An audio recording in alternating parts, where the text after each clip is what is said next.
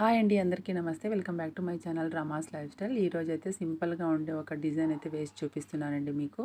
First అయితే నేను cotton thread 4 lines తీసుకొని ఒక చిన్న గోల్డ్ కలర్ బీడు, తర్వాత ఒక క్రిస్టల్ బీడ్స్ వేసుకొని, ఇంకొకటి గోల్డ్ కలర్ బీడు, ఇంకొకటి కూడా క్రిస్టల్ బీడ్ వేసుకొనేసి, తర్వాత ఇంకొక గోల్డ్ కలర్ బీడ్ వేసుకొని తర్వాత కుచ్చు అనేది వేసుకుంటున్నానండి.